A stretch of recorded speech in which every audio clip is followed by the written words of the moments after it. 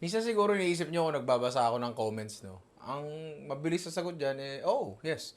Binabasa ko halos sa lahat ng comments. Siguro for the first week nung upload, binabasa ko yung mga comments. Tapos isa sa mga nababasa kong comments ay, "Ninong, maglagay ka nga ng, patis sa dessert." 'Di ba? Tapos wala lang, natatawa lang ako lagi 'pag nababasa ko yun, patis sa dessert, ganyan. Wala, nakakatawa lang siya kasi, "Oo nga, ba't ka maglalagay ng patis sa dessert?" 'No, parang, parang hindi siya okay. Pero nung isang beses napaisip ako, baka nga pwede, 'di ba? Subukan natin.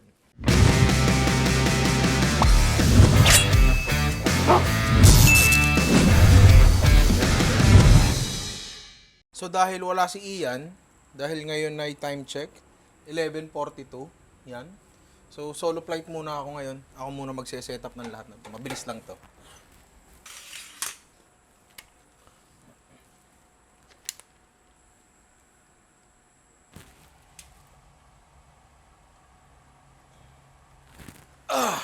So siguro no, hindi naman bago sa atin yung nakakita ng yung mga dessert na nilalagyan ng asin sa taas, 'di ba? Meron diyan yung mga salted caramel, kaya salted may asin siya, 'di ba? Tapos mga tsokolate na nilalagyan ng mga high quality na asin sa taas, 'di ba?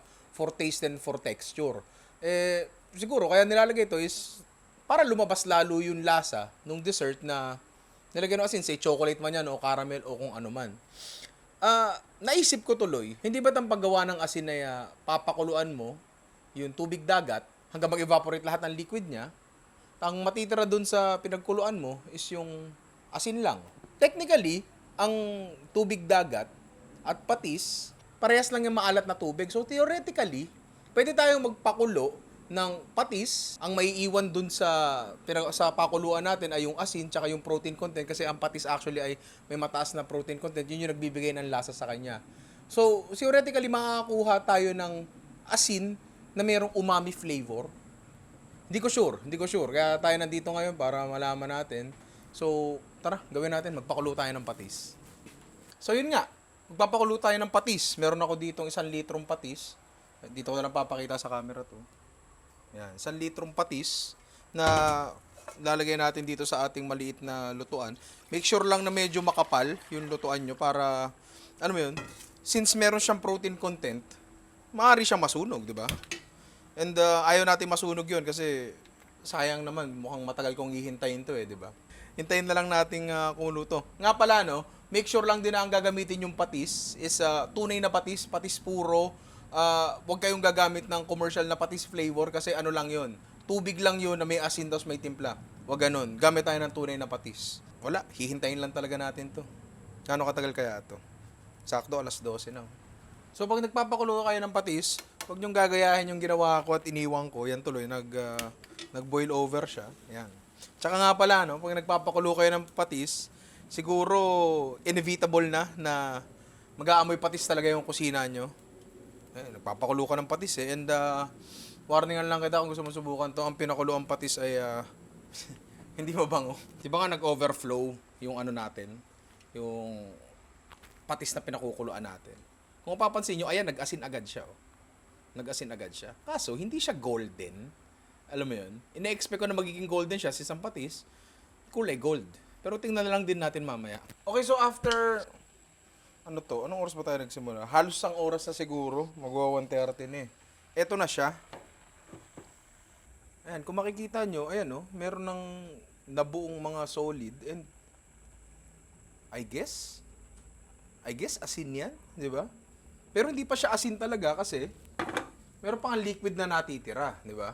So, pwede ko siyang tapusin dito sa kalan, pero natatakot ako kasi dahil nga meron siyang 7% protein, natatakot ako na baka masunog siya, di ba? Kasi baka pwede siya magmayard, alam mo yun. Ewan ko hindi ko sure. Nanguhula lang ako dito, hindi lang ako pinapatulog itong idea na to, kaya ginawa ko na, di ba? So siguro ang gagawin ko, ita-transfer ko siya sa oven, tapos doon natin siya tatapusing tuyuin, and hopefully matuyo siya na maayos at hindi masunog. And ayun, tara gawin natin ngayon yan. So kakayurin ko lang itong mga nasa gilid na to, and of course may nanikit sa ilalim, yan kinakayod ko lang din. Super concentrated na ano siya, patis. Itong kaldero, babara na natin to kasi baka mayari ako kay mama. Uy, putang ina. So, eto na nga yung ano natin. Ano to? Patis paste. Diba? Basa pa siya and hindi ko pa siya mako-consider na asin kasi para ma-consider siyang asin, dapat dry siya, I guess, diba? Powder form siya. Ito kasi medyo pasty pa siya eh. Sa tingin ko, isasalang natin to at 150. I guess, kaya ba nito yun? Yeah, 150 degrees Celsius kasi nagsisimula ang browning. Actually, hindi naman nagsisimula. Pero mas maganda ang browning pag pumalo na ng 180 yung temperature ng oven natin. Kaya kung mapapansin nyo, karamihan ng mga recipes na nagre-require ng oven, whether it be bread, whether it be protein, kahit ano yan, madalas above 180 palagi ang temperature. Kasi dun nga nagsisimula yung magandang browning. So siguro, mas mababa sa 180, hindi siya masusunog and matutuyo siya. Ako, try natin. So, etong particular na oven ko na to, ang heating element nito ay nasa taas.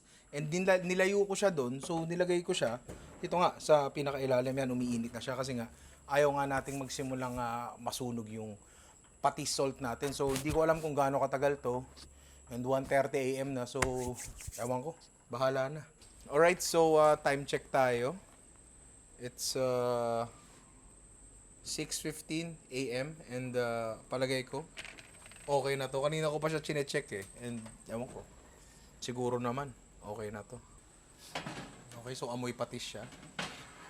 Pero mellow. Okay, so eto na nga siya, ang dehydrated patis natin or patis salt. I guess pwede ko na siyang tawagin patis salt, no? Kasi, well, wala na siyang liquid na natira. Diba? And maalat siya. Okay. Very interesting yun, ah. Nawala yung ano niya, nawala yung fishy flavor niya, pero nandun yung linamnam. Palagay ko, dahil sa nangyari na yun, mas magagamit natin to sa application natin, which is desserts nga, kasi I don't think welcome ang fish flavor sa kahit anong dessert eh. Pero eto, para lang siyang umami salt nga yung datingan eh. Nawala yung lasa ng isda, pero natira yung linamnam. Ang galing. So, iwan ko to sa oven para lang matuyo further, pero papatayin ko na yung apoy, no? Matutulog na ako, kasi umaga na, at mamaya, pagdating ni Ian, gagawa kami ng mga dessert na, you know, pwede nating paggamitan nito. Excited ako dito. Galing. So, yun nga, kinabukasan na, di ba? Nakatulog na ako at si Ian ay nandito na. Oo. Yan. So, pwede na tayo mag-proceed sa ating content. Pwede. So, eto na nga yung ano natin, dehydrated patis. Oy! Pare, ito na nga siya, oh. Yan. Lupit ah. Ewan ko kung naririnig nyo. Lalapit ko yung lapel, ah. May pumuputok-putok. Yun. Di ba? May pumuputok-putok. Para siyang ano, di ko alam eh. Parang tinapay na bagong gawa. May gano'n eh, pumuputok siya eh. So ngayon, dehydrated na siya. Subukan na natin siyang gawing patis. Sorry, asin pala. Diba? Meron kami ditong rolling pin at babasagin natin to ala Breaking Bad. Uy! Sinalang ko pala to ng konti bago kami nagsimula ngayon. Siguro mga 20 minutes uli sa 150 para lang makuha yung lutong niya uli kasi medyo lumambot siya eh. Kanina, di ba, iniwan ko siya sa oven. So, pinalutong ko lang uli tapos basagin na natin, pare.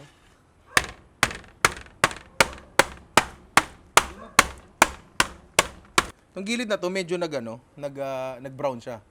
Yan, oh. Kasi ganoon naman talaga pag mga edge ng ano eh, ng pan ganyan, nasusunog talaga. Pero tulad nga na sinabi ko, may protina siya. So, merong magmamayard sa kanya, di ba? Sarap. Oo. Oo. Medyo tostado yung flavor niya. Hindi ko muna siya kukunin lahat. Kukuha lang ako ng mangilan-ngilan na pwede nating gamitin sa application na to. Dahil lang gusto ko nga magkaroon ng parang crystals na hindi natin nagawa. Pero gagawin natin uli yun sa mga susunod nating episode tungkol dito kasi gusto ko pang explore tong idea nito eh. Nakukuha ka ng kahit anong bagay na maalat at gagawin mo siyang asin. Uy! Diba? So, dahil gusto ko ng crystals and mukhang nagpa-powder siya, ayoko ng powder eh. Kasi feeling ko yung powder pwede pang fries.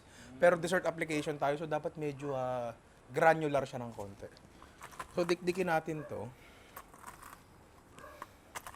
Wag dikdik na gano'n na, yung para bang inaano mo lang. Ginaganire mo ba? Yan. So, isi-sift natin. Uy! ko na, alam ko yan eh. Alam mo ba? Tama ka ba Oo, doon? Ang galing mo sa naman. ano eh, buhangin, di ba? Oo. Bistay ba? Yun no? Tapos masyado pa rin malalaki yan. Pwede nating tanggalin yung mga malalaking... Kasi aangat yung mga malalaki na yan eh. Ito yung mga napupulot ko nung ano eh. Nung bata ako, nanonood ako sa construction. Di ba ang sarap-sarap manood sa Oo. mga nag-ano ng buhangin, mga naghahalo ng semento. Nakakaaliw. Yun yung mga ano eh, yun yung mga sinaunang most satisfying videos. Oo. Live action po. Live action pa yun, di ba? Minsan pag mabait pa yung construction worker, makikibistay ka pang Oo. ganun, di ba? Sige, makamatay isa, boy. Yeah, waka mo to boy, oh. Sabay Yeah. tayo. Pati salt, pare. So ngayon, sabi ko nga, gagamitin natin sa isang dessert application. So dahil palubog na naman ang araw, simulan na natin, abutan ka na naman ng curfew, pare. Yan. Fine patis salt. Ito pwede mo ilagay sa fries to. Wow. Ano, sinangag.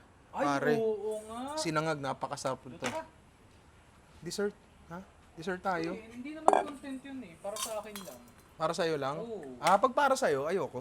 So yun nga, di ba sabi ko, gagawan nga natin ng dessert application ng patis, di ba? So, gawa tayo ng napakadaling dessert lang din na hindi na kailangan ng sukat-sukat din.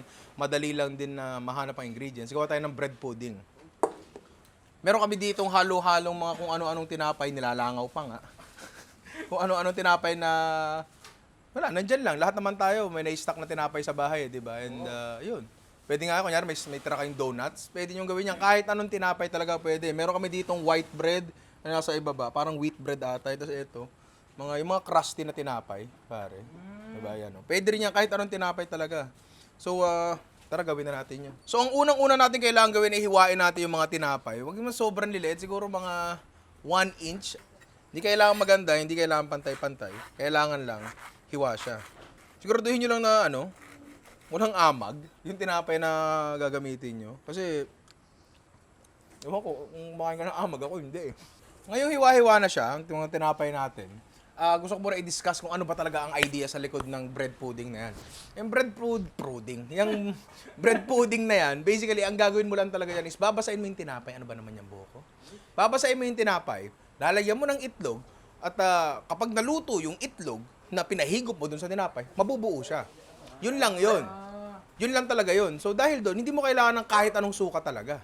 Kailangan mo lang itlog, some sort of liquid, and panimpla.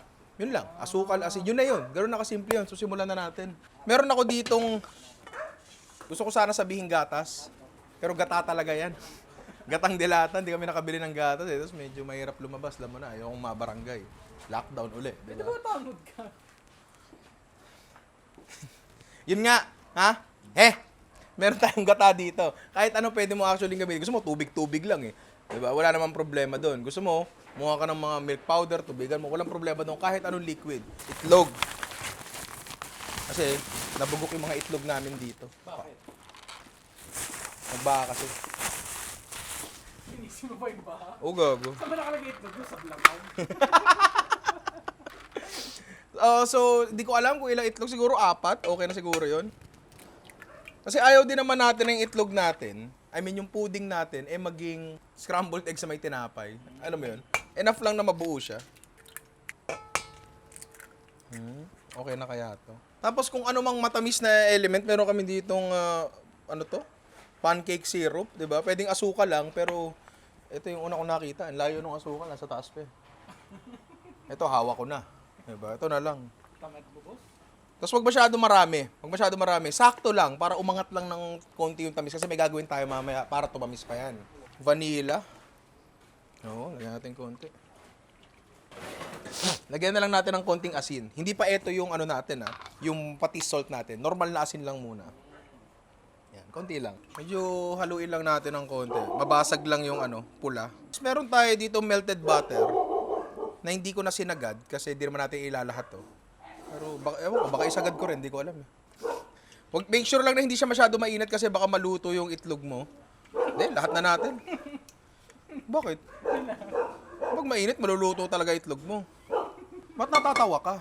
Wala, boss. Bakit parang lahat na lang sabihin ko katatawanan para sa'yo? Tapos, eto, ilalagay na natin ngayon yung tinapay natin doon sa mixture na nilagay natin. Ngayon, today, right now, right here. Ang dyan, dalawa kasi.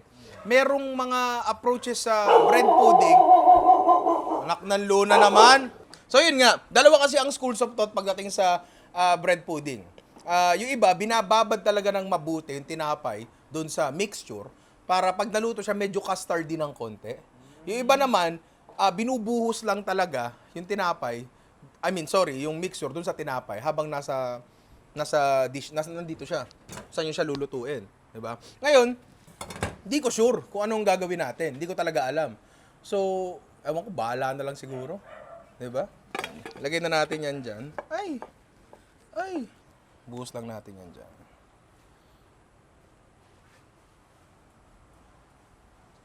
Sasagad ko na ba? Oo! Bagay, yun talaga gusto nila pag sinasagad ko. Hindi kasi sayang yung ingredients pag hindi sinagad. Hey, Joe! Yan. So, ano lang natin ng konti, idiinan lang natin ng konti, ganyan. Para lang yung mga tinapay, mahigop yung egg mixture natin. Diba? And, alam mo yun, para mahiwa natin ang buo mamaya. Ngayon, pwede na natin isa lang to. Pwede natin isa lang to. Pero kung bibigyan natin to na siguro mga 10 minutes pa para ma-absorb lang ng konti yung liquid ng tinapay, baka mas maging maganda ang resulta, di ba? So itabi muna natin yan dyan. At sa loob ng 10 minutes na yun, subukan natin magdagdag pa ng ingredients. Meron kami almonds dito. Uy! Sarap. So chop lang natin yan. Huwag masyadong maliliit, baka naman mapulbos, huwag masyado mong ginalingan. Kailangan mukha pa rin siyang almonds, di ba? Maglalagay ka ng mamahaling ingredients, pakita mo naman, di ba? Sayang naman yun. Yan, buhusan natin dyan. Tapos lalagyan natin ng crispy garlic. Crispy garlic yung puta. Yan. Wala mo ng crispy garlic. Wala. Siksik lang natin ng konti. Kung mapapansin nyo, yan, nagkahigop-higop na talaga siya. Medyo usod-usod yun. Para kayo nagluto ng scrambled eggs, di ba? Pwede nyo gawin actually, yung sa panaderia style, talagang mga lumang tinapay, talagang lalamutakin yun. Pwede yun. Kaso, wag, sayang naman, di ba? So, eto na nga ang ating hilaw na bread pudding. At, syempre, lulutuin na natin to, di ba pare? Oo. Ano pa bang gagawin natin dyan? Gutom na ako eh. Gutom ka na? Oo. Uwi ka na. Magka-curfew na eh. So, salang na nga natin sa teka, hindi ako nakasentro. Yan. So, isasalang na nga natin to sa oven na pinreheat natin ng, ano yun? 180 degrees Celsius, pare.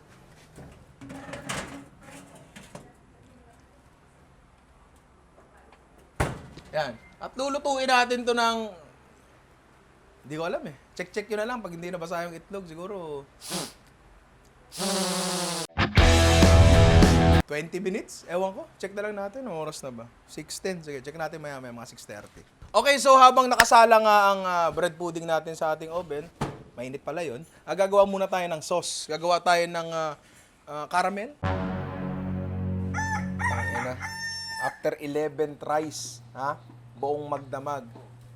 The eye bags don't lie. Ayun Pare. Kitang-kita. Kitang-kita ba? Oo, gago. The eye bags don't lie. Utang ina. Parang marionette sa araw. Oh. Nakagawa na rin ako ng maayos na caramel. Uy. Nakakainis kasi noon ko pa naman nagagawa tong bagay na to. Tapos, biglang di ko na lang magawa. Yun pala, meron pala akong nakalimutan na isang ingredient at papakita namin sa inyo yun kung paano namin ginawa yung caramel from start to finish para lang din na maayos. Para lang din magamit nyo ng magawa nyo. Hindi ko na alam sinasabi ko. Puta. Para hindi maging ganyan yung itsura. Yun. Para hindi maging ganito yung itsura nyo. Tsaka para hindi kayo mabad trip. Putang ina. So, check natin ang ating bread pudding. Tano, feeling ko ang gulo-gulo ng buhok ko. Ang lagkit-lagkit ko.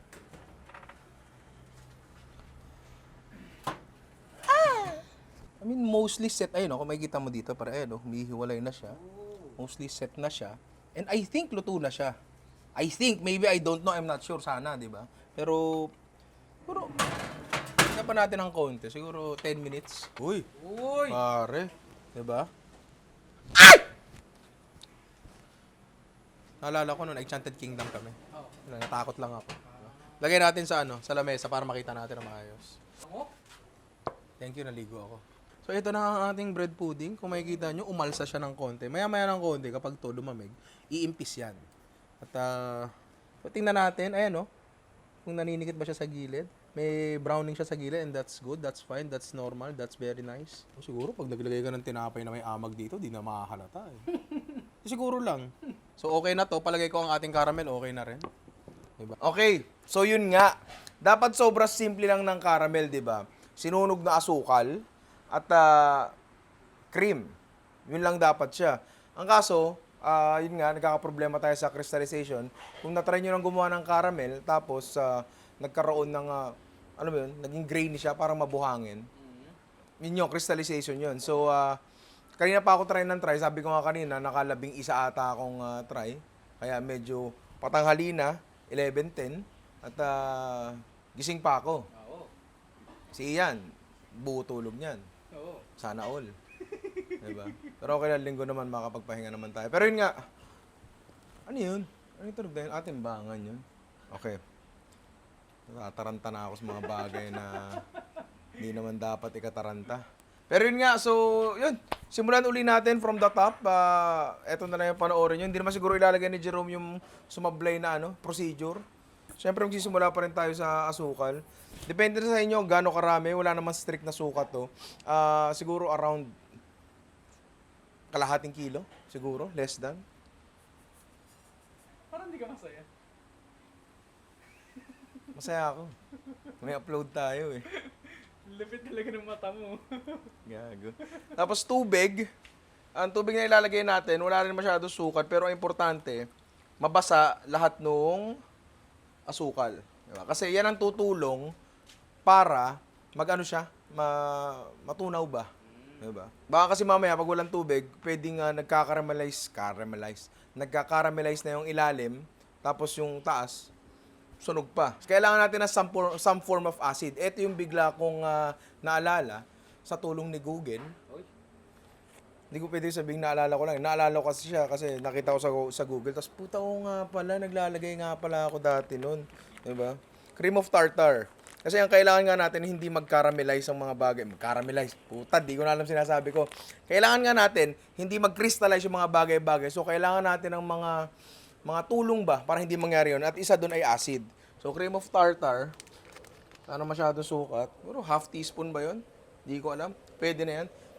Hindi nyo naman yan malalasahan sa ano nyo, sa pagkain nyo. Wala namang problema doon. Tapos eto, glucose o kaya corn syrup, 'di ba? Isa rin 'to sa tutulong para hindi mag-crystallize ang ano natin, ang caramel natin. Siguro 1 to 2 tablespoons, pero honestly, kung gumamit na kayo ng glucose, mahirap i-measure 'yan eh. Ano to lang, sobrang lagkit ayan, no?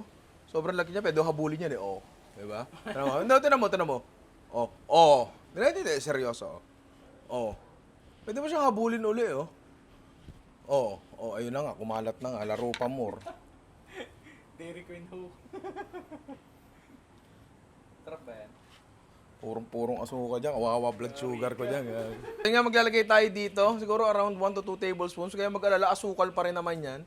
Pero hindi siya in crystal form. So, hindi siya mapupwersang mag-crystallize. So, walang problema maglagay dyan ng ganyang amount. Tsaka, promise, ang hirap sukayat din itong lintik na to. Sa totoo lang. Sa true lang. Bubuksan natin yan. Kung sabihin walang gas. Meron. Akala ko walang gas eh. Carl, punta ka naman. Carl, baka naman. Tapos, tara, baba tayo dito. Okay, so hihinaan natin yung apoy. Dapat ang hina niya, hindi nakadikit yung apoy doon sa puwet ng kaldero. Diba? Kung yung kalan nyo, meron 3 rings, 3 layers ng apoy, okay lang na nakabukas yun, yung dalawa, basta hindi nakadikit yung yung puwet sa apoy. Kasi wala, masusunog lang yan. Yun pa pala yung isang pagkakamali ko rin sa mga una kong ginagawang caramel. Nagmadali ako masyado.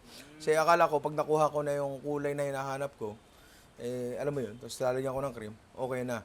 Pero hindi, kailangan pa rin pala dahan-dahan siya, hayaan nyo mag-caramelize siya slowly. Diba? So, balikan natin ito maya-maya ng konti kapag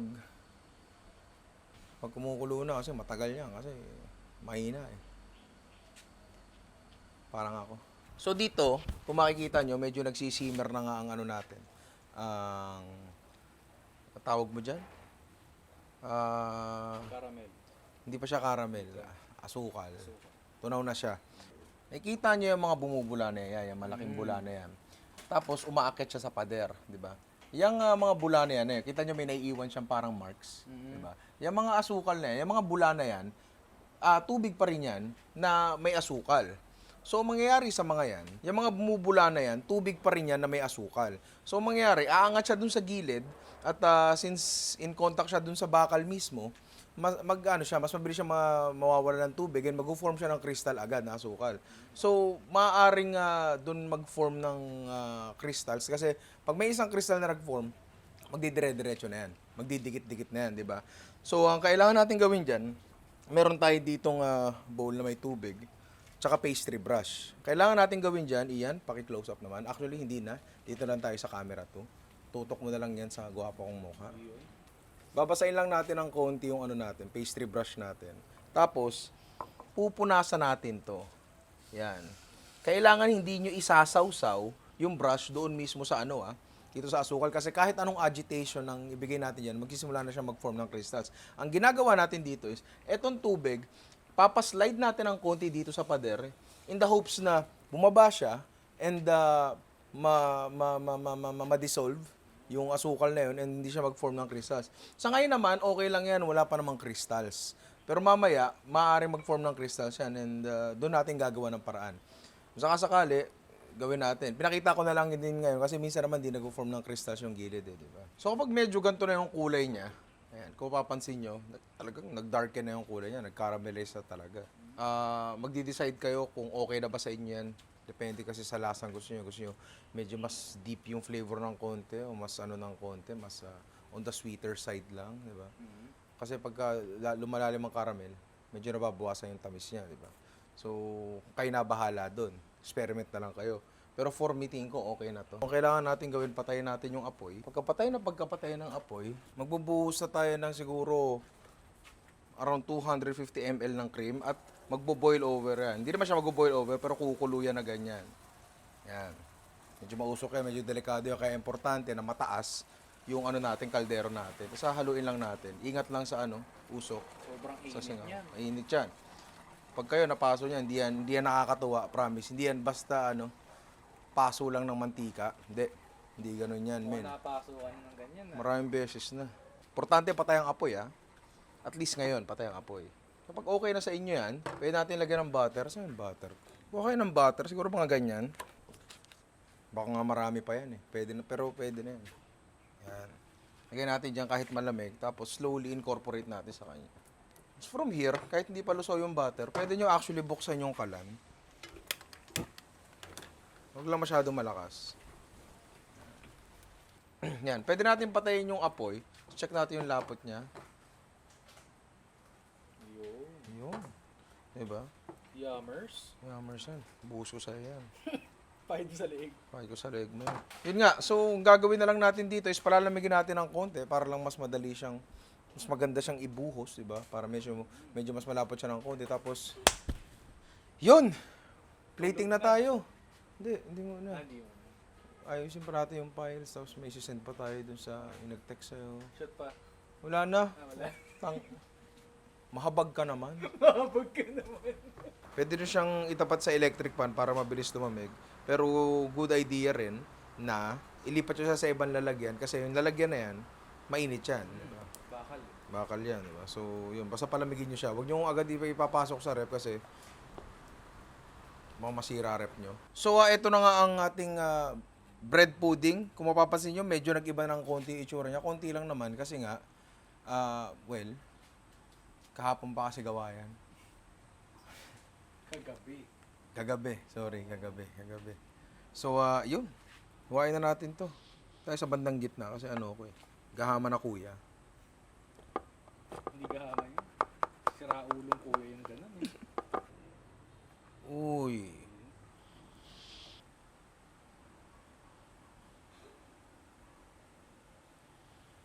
Siyempre, yung natin, pare. Patis salt. Di ba? Para salted caramel bread pudding siya. Di ba? Konti lang. Yan na. Yung 2 araw na shoot.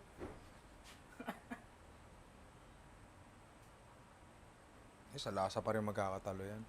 So, palagay ko, eto na nga ang ating, di ko alam kung anong itatawag dito umami salted caramel bread pudding. Hindi ko alam eh. Basta salted caramel bread pudding pero yung salt natin, yun nga, gawa sa patis. And medyo maumami siya. Sa totoo lang, ngayon ko palang titikman to. Diba? So, tikman na natin. Tara. Uy. May asin ba? Meron ba? Dagdagan ko. Baka para lang sure na meron.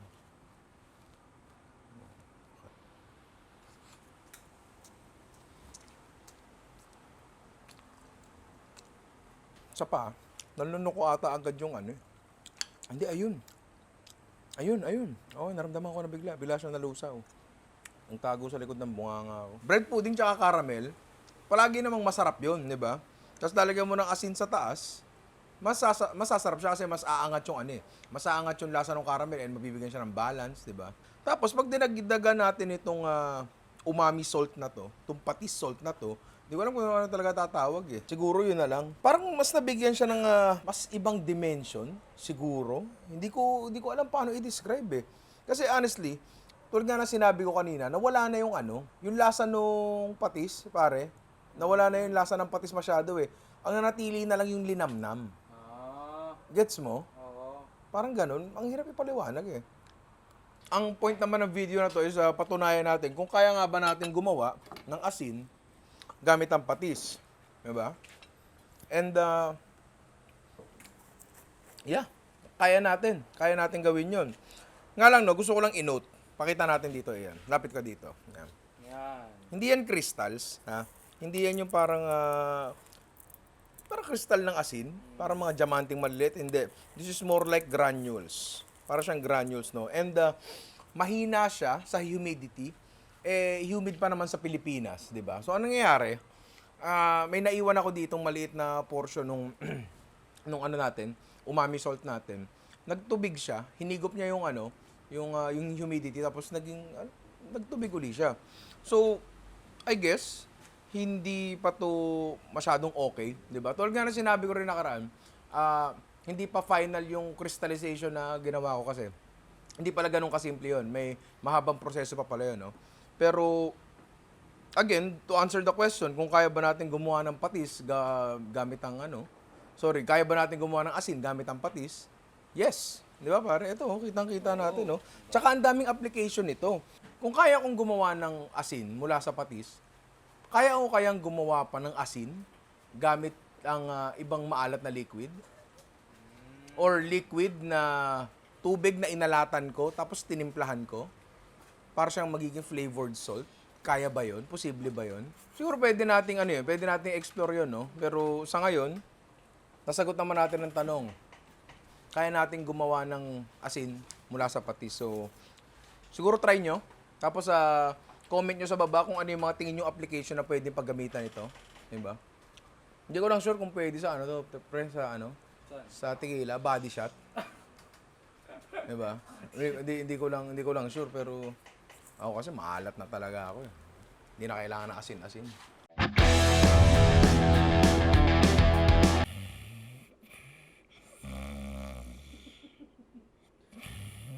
Uy, boss.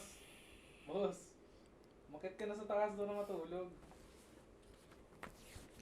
Gago na, naginip ako. Oh. Naginip mo. Naglagay daw ako ng pati sa dessert. Tangina. Tulog na ako.